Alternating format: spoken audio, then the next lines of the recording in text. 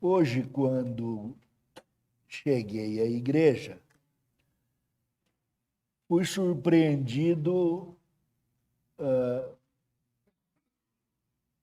por alguém que me perguntou: pastor, qual vai ser o tema do seu sermão? E na hora, quando me pergunta, eu sou ruim para teste. Perguntou, some.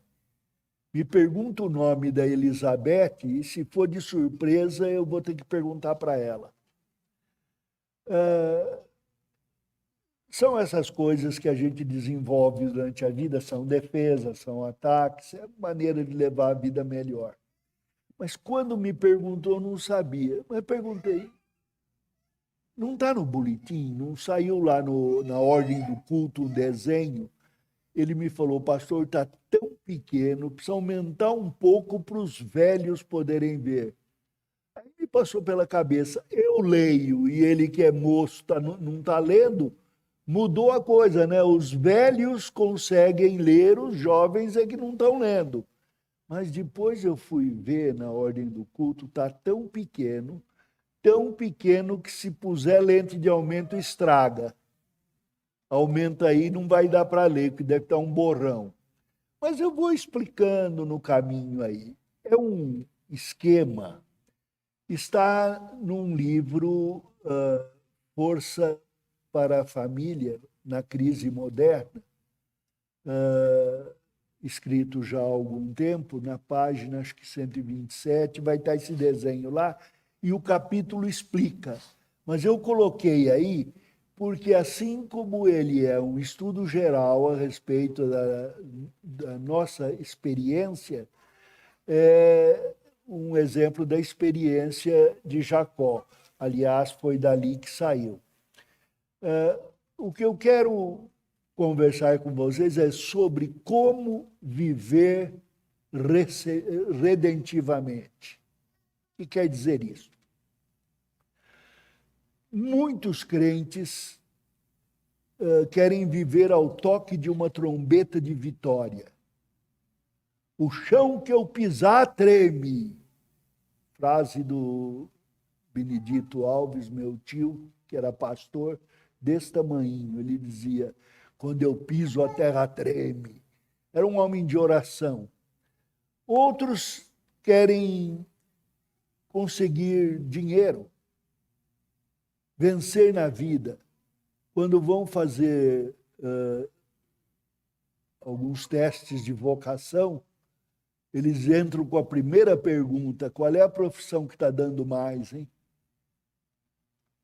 Uma época foi medicina, hoje está mais difícil, o direito está dando um pouco, mas no começo é muito difícil. Odontologia nem falar. Não dá dinheiro, ainda tem que ficar olhando aquelas bocas. Engenheiro hoje virou um técnico, né? Depende de muita coisa. Então o mundo vai elaborando as profissões, mas a pergunta é: dá dinheiro? E dá dinheiro ninguém dá, viu? Não existe almoço de graça. Quer vencer na vida, vai trabalhar.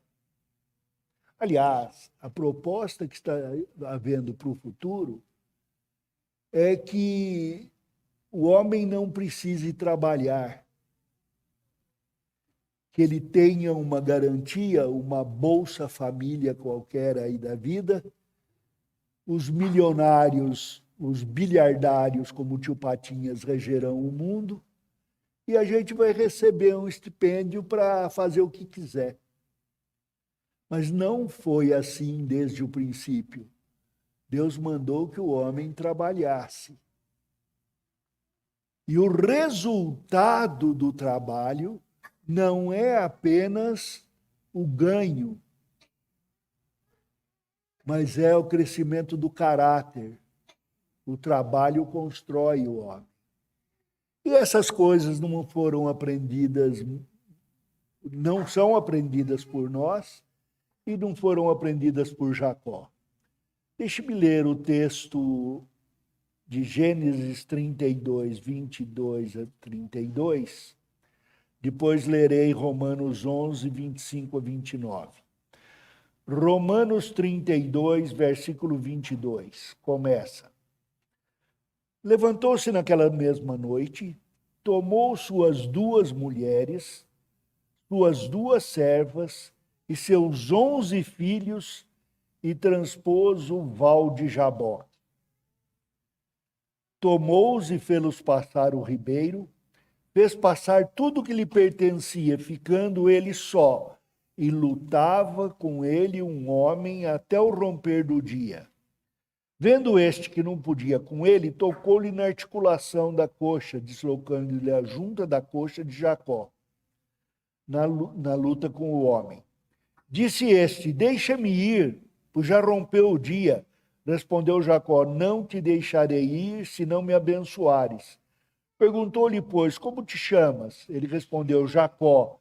Então lhe disse, já não te chamarás Jacó, e sim Israel, pois como príncipe lutaste com Deus e com os homens e prevaleceste.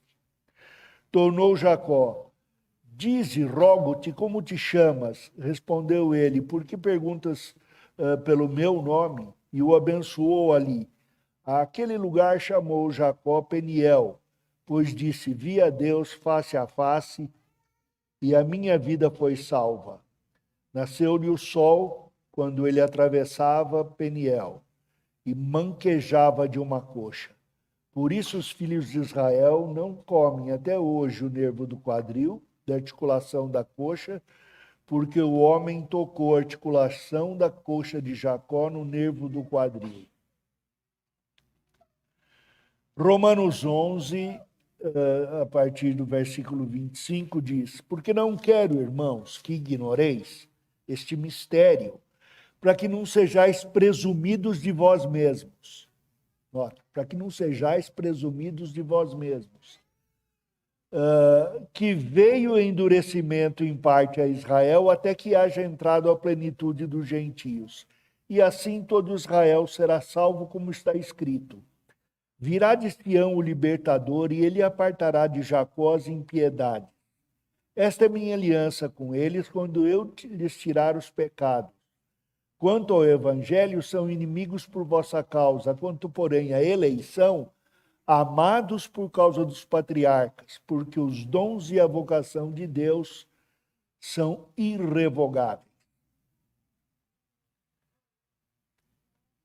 Os que se congregam aqui, que são cristãos, que são crentes, têm todos uma experiência com Deus, uma experiência com a palavra de Deus que lhes afirma que são feitos filhos de Deus através de um novo nascimento, e pelo testemunho interno do Espírito Santo, que testifica neles que são filhos de Deus. Então nós temos uma certeza que não provém de nós. Aliás, na minha experiência, eu não me pareço nada com o filho de Deus. Sou um Jacó na vida. E vou dizer por quê. Mas pela palavra de Deus, até o reconhecimento do meu próprio pecado vem dele.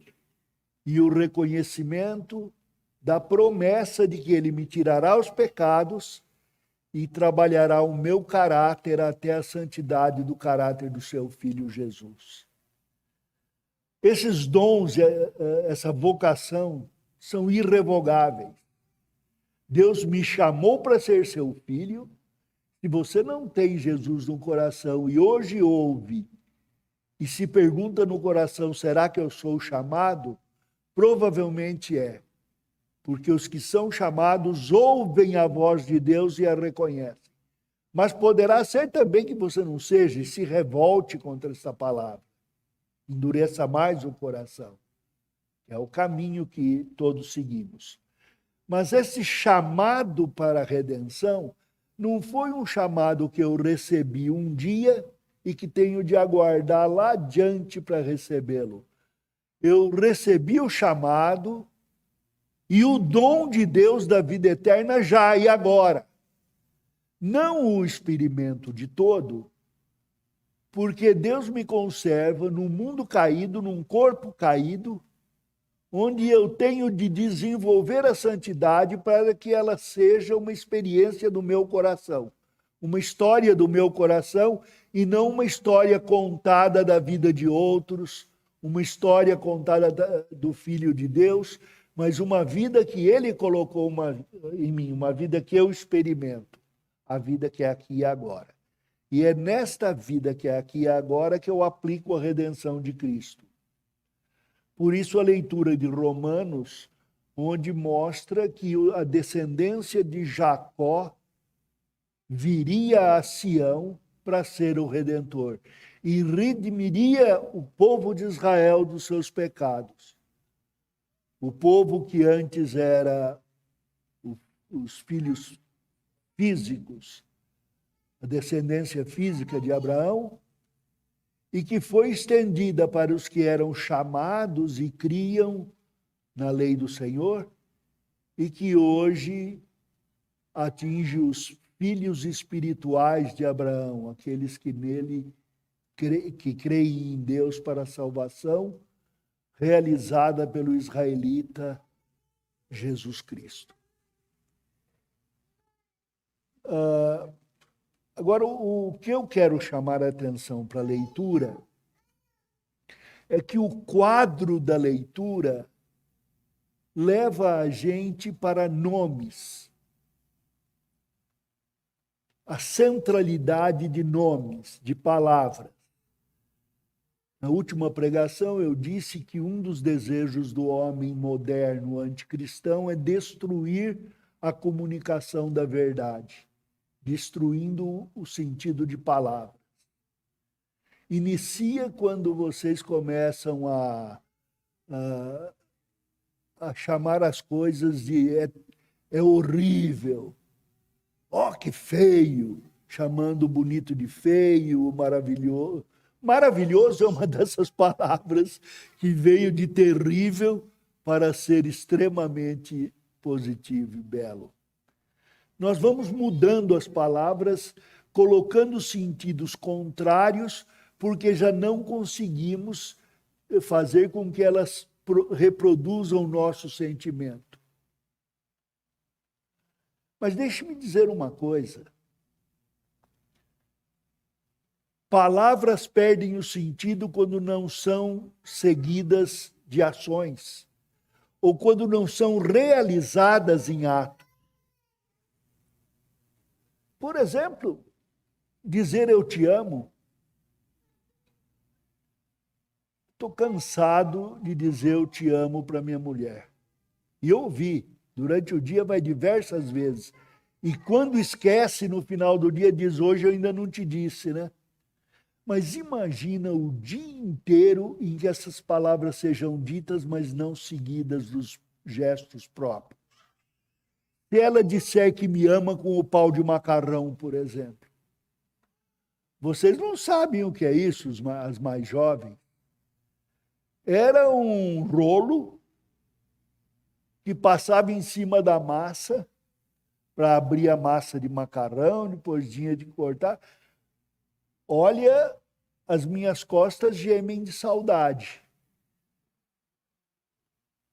Se as minhas palavras de amor vierem com gestos de desamor, eu vou criar uma confusão tal no seu coração e produzir raiva e depressão.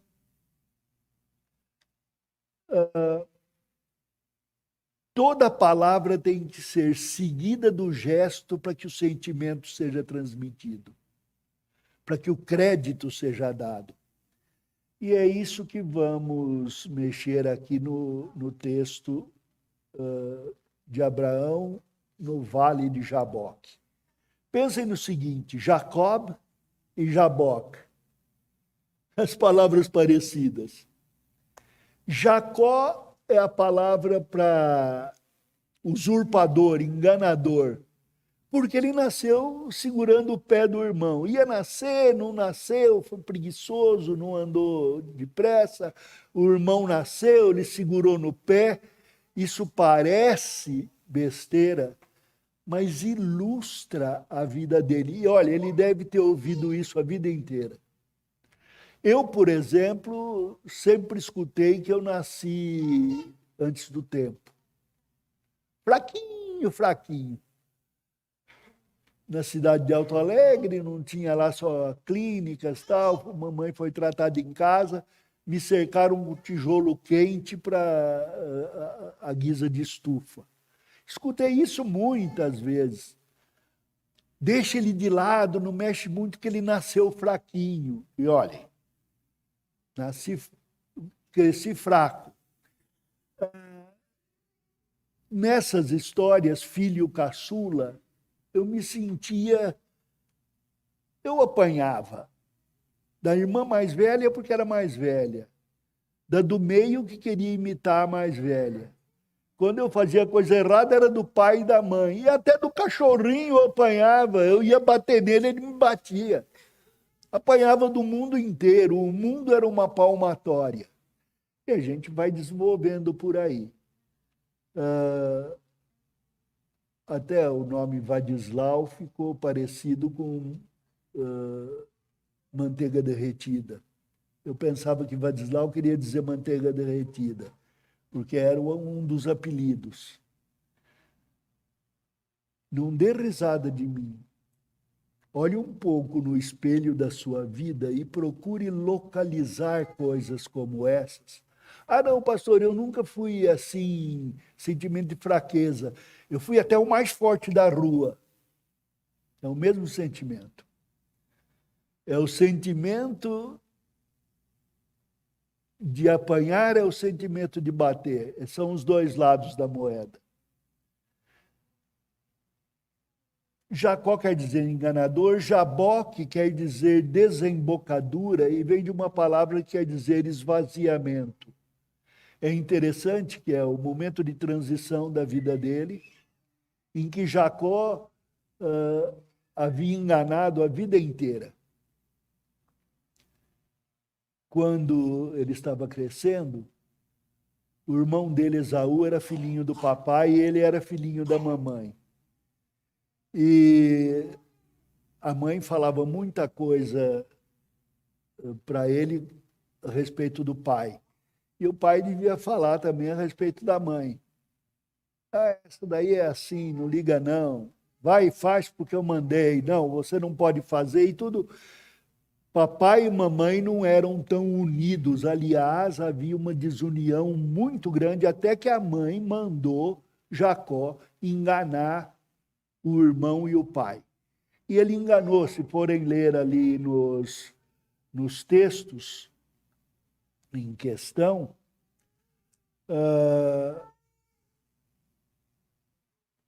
em Gênesis 27, começa a história de como Jacó buscava a bênção e a suplantação. Ele queria uma bênção e não queria ter uma maldição, queria ser maior do que o irmão. E este tema de ser primogênito ficava na cabeça dele. Afinal de contas, o irmão tinha roubado o direito de primogenitura, nascendo antes dele, que devia ter nascido primeiro. Estava lá na boca do nascimento.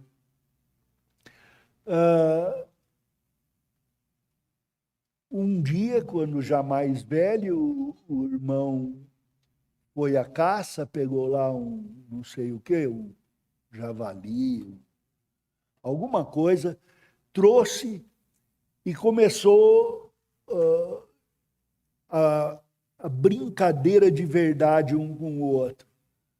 Caçou muito hoje? Ficou fora o dia inteiro, aqui dentro nada, né?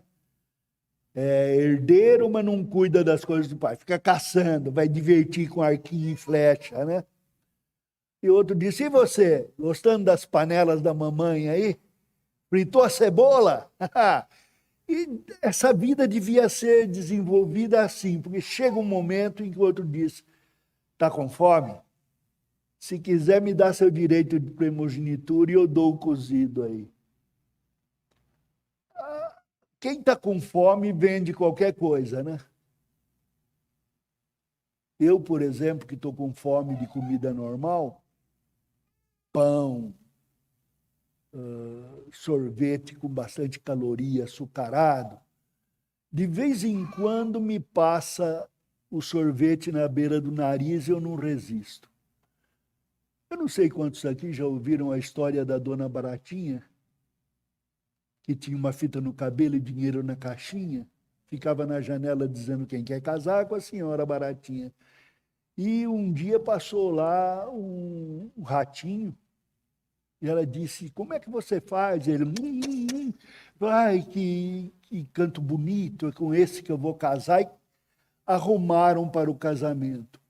Mas a história diz, João Ratão passava indo lá para o casamento e escutou uma musiquinha.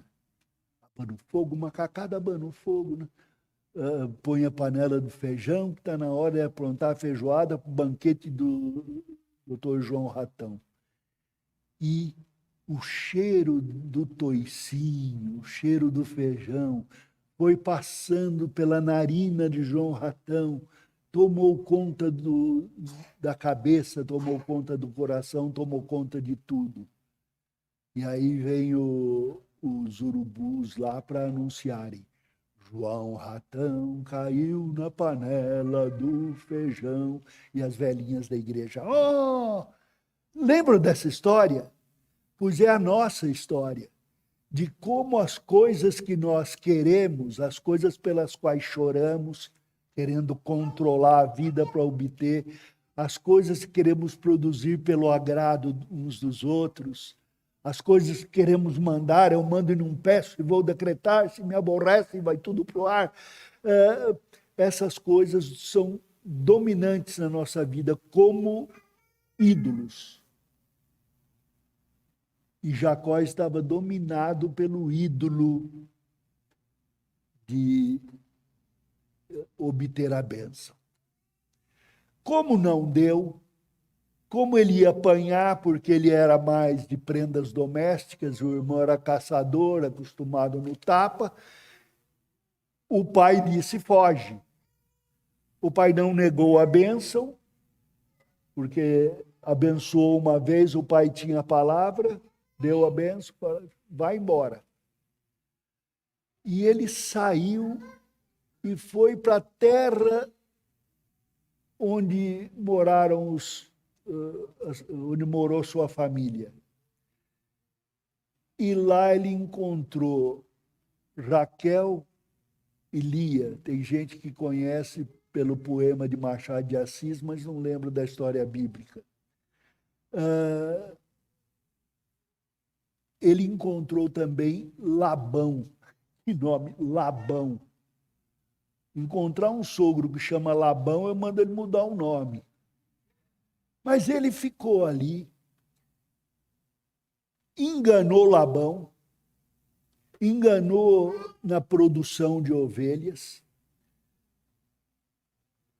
foi enganado porque ele queria casar com uma, Labão deu a outra.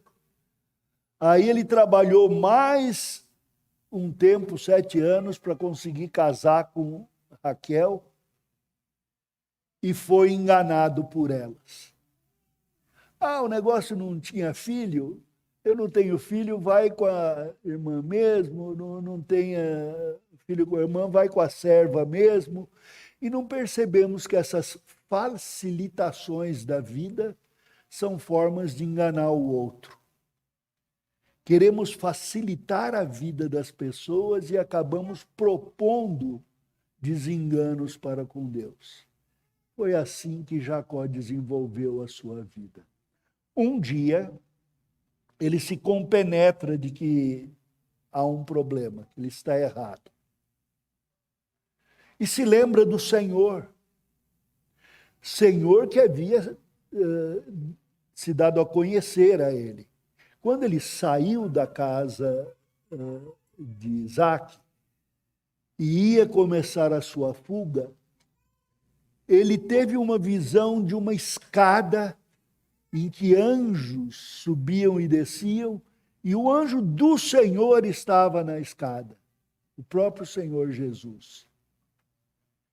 Ele podia ter conversado com o Senhor ali mesmo e estabelecido toda a complexidade da sua vida, solucionado na redenção em Cristo e aprendido a aplicar a redenção a cada momento.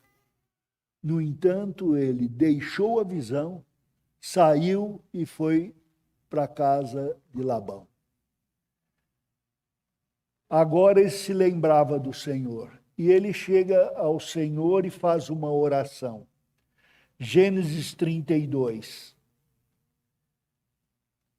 a partir do versículo 9. E orou Jacó: Deus de meu pai Abraão e Deus do meu pai Isaque, ó Senhor que me disseste, toma a tua terra, a tua parentela, e te farei bem. Sou indigno de todas as misericórdias e de toda a fidelidade que tens usado para com teu servo, pois com apenas o meu cajado atravessei este Jordão. Agora sou 2 bandos. Livra-me das mãos de meu irmão Esaú, porque eu o temo, para que não venha ele a matar-me e as mães com os filhos.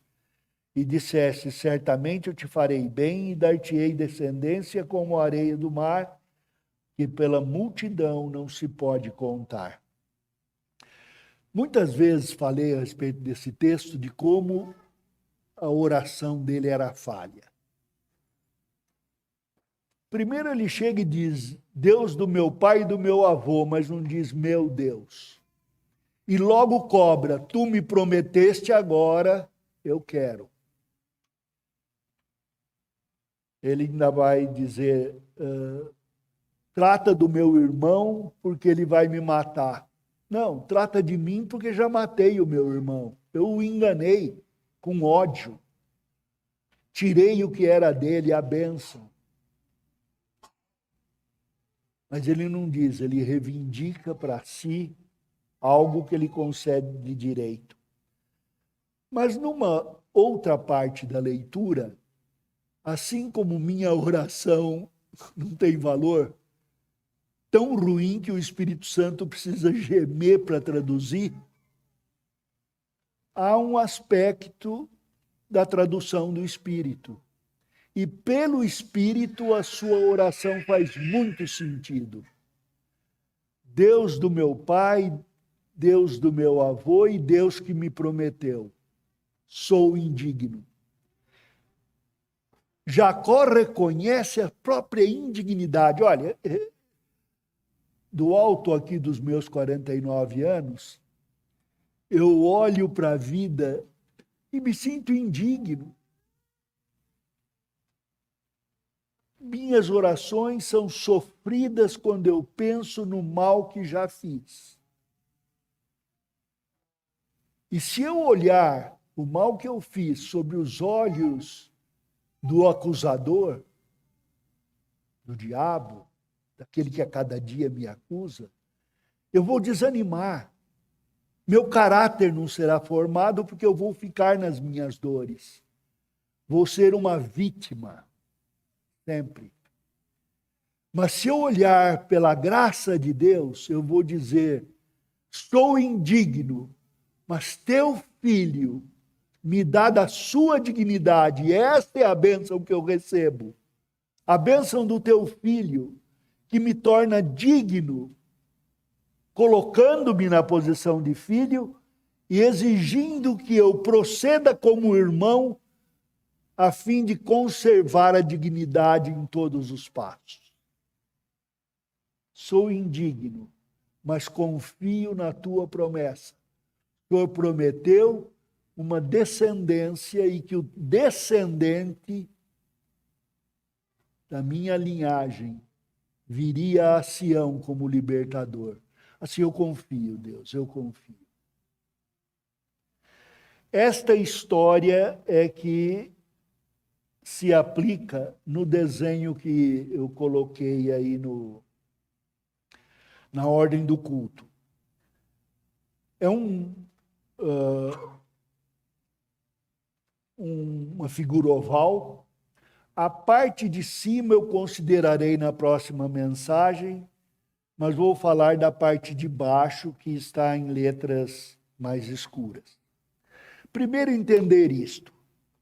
Ou agimos por expressão, ou agimos por necessidade.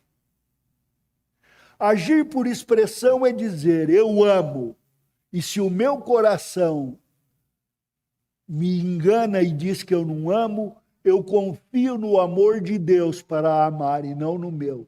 Porque meu amor vai depender de como eu esteja me sentindo.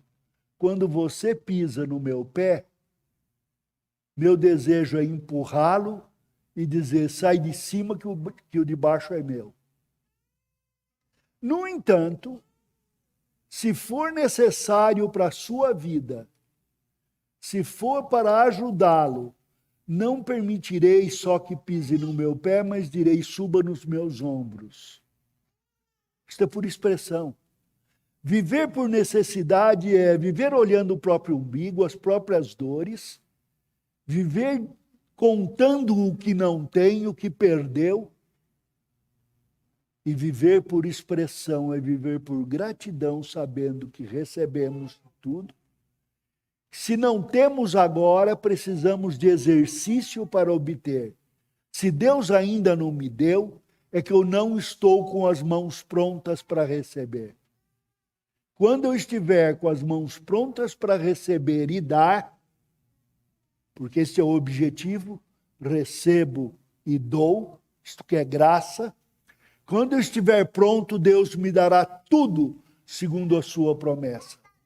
Agora, abaixo da linha da vida, Jacó começou a viver um desespero, como nós vivemos. Em primeiro lugar, ele formou uma idolatria. Idolatria é tudo que ocupa o lugar de Deus. Deus prometeu a Jacó a primogenitura, sim, antes que ele nascesse. Então não importa se o irmão correu e nasceu primeiro, ele teria o direito. Deus iria garantir-lhe. Mas não, vai que Deus não garante, eu vou nascer segurado no pé dele. Mas escuta, pensem no que é engraçado. Eu gosto de pensar em termos de humor. Quem fica segurando no pé dos outros está por baixo ou está por cima? Se eu tiver que segurar em alguma coisa, vou segurar no seu cabelo. Se você for careca, vai pela orelha mesmo. Mas se não tiver orelha, fica difícil. Mas eu quero estar por cima. Deus não está contando o tamanho do problema. Ele quer saber se você está por baixo do problema ou por cima. E se você viver por expressão, você vai encontrar uma outra dimensão do encontro de Jacó no Vale de Jaboque. Ele se encontrou com um homem, e ali a palavra homem é a palavra Adão, mas é uma palavra dada a um ser. Encontrou um ser que ele no texto reconheceu, lutei com Deus. Não é que ele lutou desse lado, pesando infinitos quilos, Deus. Do outro lado, Jacó, 180 pounds. Mas bem treinado, porque já enganou Labão, já enganou todo mundo, vamos ver os golpes que ele dá. Não é isso. Imaginem o seguinte, quando este ser, o anjo, que eu acredito ser o anjo do Senhor, notou que ele estava sério no pedir a bênção, tocou-lhe a coxa, deslocando o quadril.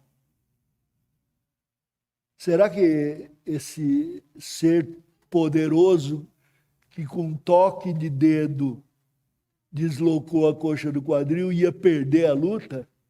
Não.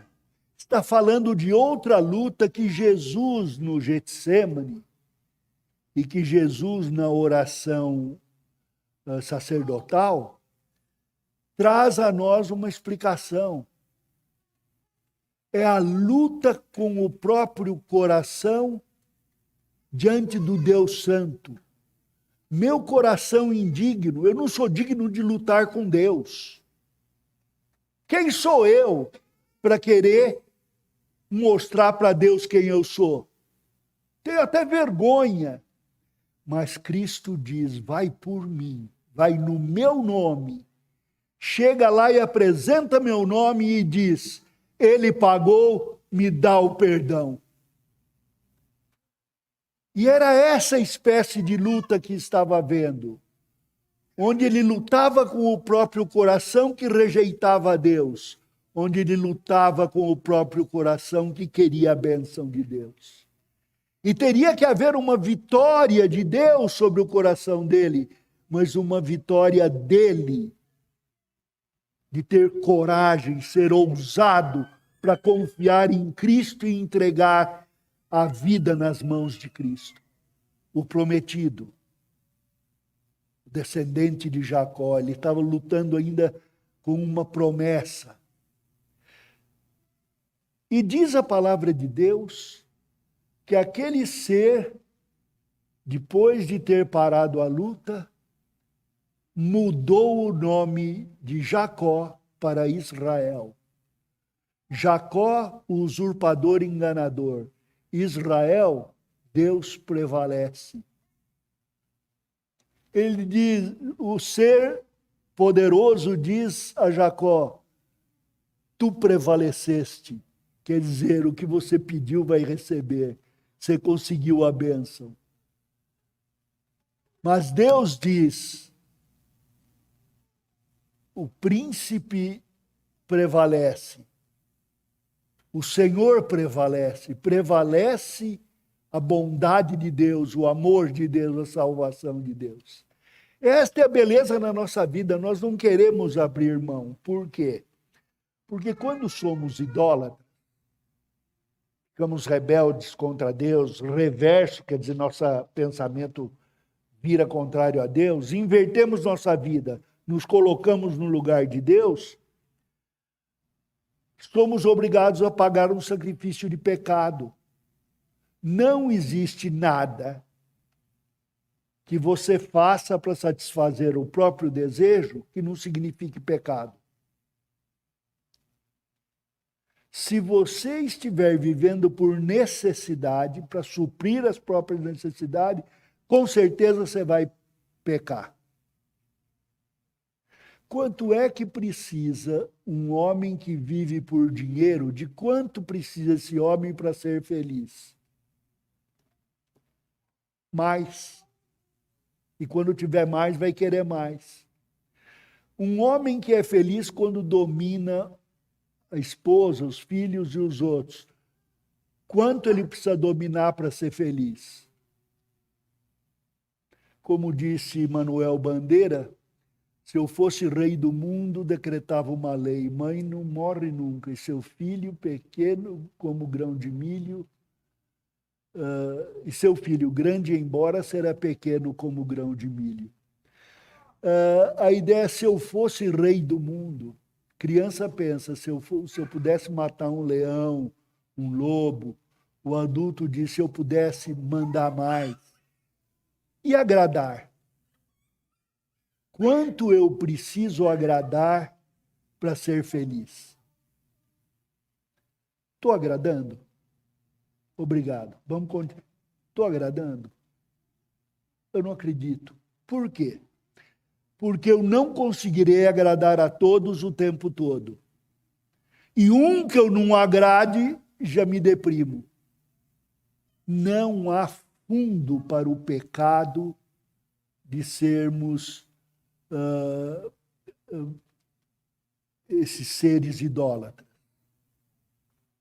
Outra experiência de Jacó é de culpa e medo. Ele está lá, me dá a bênção, o senhor tem que me dar a bênção, eu preciso da bênção. Deus pergunta, por quê? Porque eu tenho medo do meu irmão. Mas medo por quê?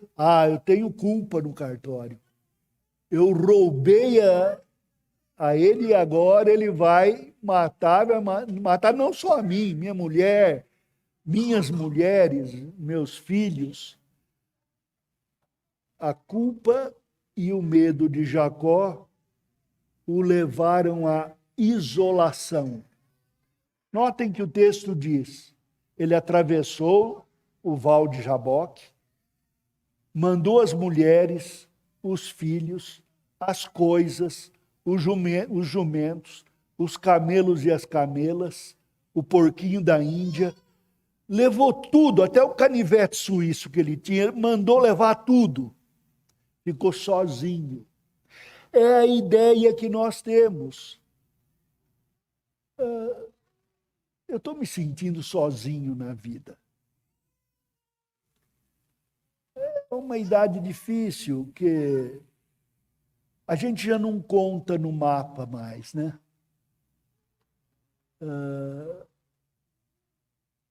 Vai se refere a no passado você foi uma bênção, quer dizer que hoje já não sou mais, né?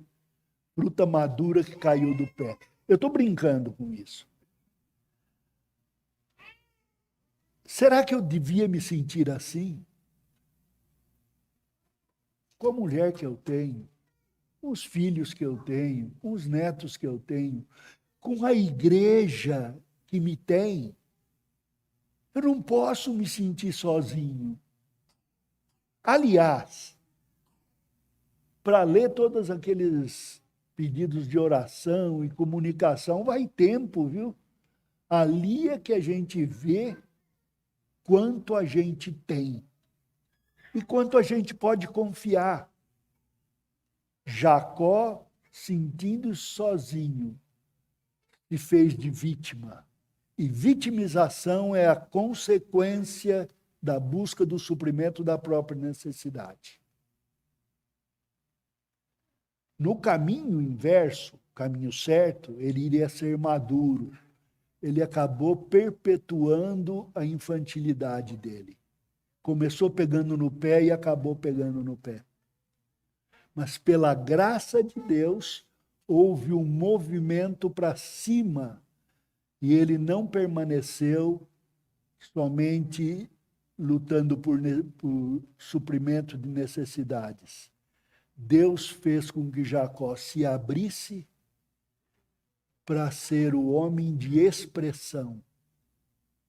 Expressão da liderança de Deus, expressão como marido, como filho, expressão como participante da comunidade e como profeta referencial do nascimento de Jesus. Próxima vez que conversarmos, eu vou mostrar o outro lado da questão, a vida por expressão. Deus os abençoe.